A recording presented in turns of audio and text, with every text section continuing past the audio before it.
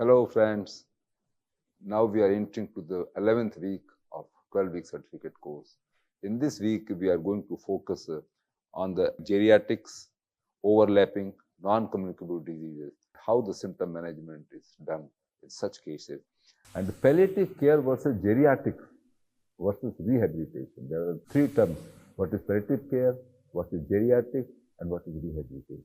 Most of the time, the patients of palliative care are elderly.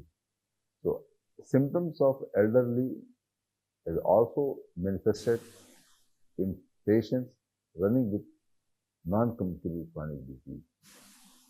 So, the main line of treatment is going on. It is not very effective. Then rehabilitation process is also being continued to improve his quality. But at the same time, palliative care has also been implemented. So the three things are working together on the patient. That is important. We have to understand, we are going to discuss what is the salient features of all these three and what is the overlap and what is the difference in all these three. So geriatrics focus on the age-related care. Rehabilitation focuses on recovery and function. And palliative care focuses on comfort, dignity, and quality of life. We will also discuss aging in palliative care.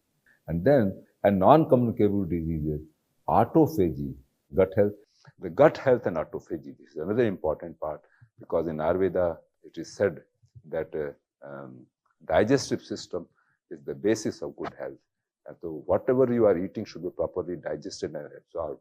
That system should be focused in all kinds of symptom management. So we are going to talk how the gut flora, how is the gut metabolism is controlled by Ayurvedic method, by food habits, by herbal decoctions, and allopathic medicine. Prebiotic and probiotic will be discussed in this. So in this way, we are going to talk about the fundamentals of Ayurveda for your wellness.